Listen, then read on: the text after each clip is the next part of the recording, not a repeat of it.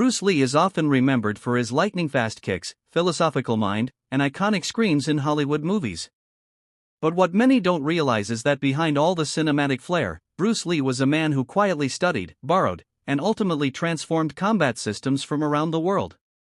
One of the most powerful influences on his fighting style came from a sport that seemed, at first glance, far removed from martial arts, Western boxing. While many martial artists dismissed boxing as simple or incomplete, Bruce Lee saw something else. He saw a foundation. He saw a science. He saw a system of movement and timing that could be transformed, when fused with martial principles, into something far more dangerous. A deadly art. In this video, we're going to explore exactly how Bruce Lee took boxing and weaponized it in a way that stunned even trained fighters. This isn't about sport anymore. This is about survival.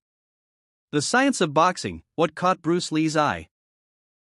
To understand Bruce Lee's evolution, we have to first understand what drew him to boxing in the first place. Bruce was never someone who was limited to one art form. In fact, he openly criticized traditional martial arts for being too rigid, too slow to evolve. When he looked at boxing, he didn't just see punches. He saw rhythm, fluidity, timing, distance control, and simplicity, all concepts he believed were missing in most traditional systems. Boxers don't rely on forms or kata. They rely on practical, real-world sparring. Every move has purpose. Every jab has intention. Bruce admired how boxers could break down a fight into a science of movement and reaction. He loved the way great boxers like Muhammad Ali or Sugar Ray Robinson danced in the ring, not with chaos, but with calculated beauty. That's what Bruce Lee wanted, a martial system that was as alive and fluid as a boxer's movement, but deadly like a martial art. So, he took the best boxing offered and sharpened it. The jab, Bruce Lee's secret weapon. Bruce Lee didn't just copy boxing, he deconstructed it. And one of the first things he dissected was the jab. In boxing, the jab is a setup tool. It tests range, breaks rhythm, and opens up the opponent. But Bruce took the jab and refined it for real combat. He made it faster, sharper, and more deceptive.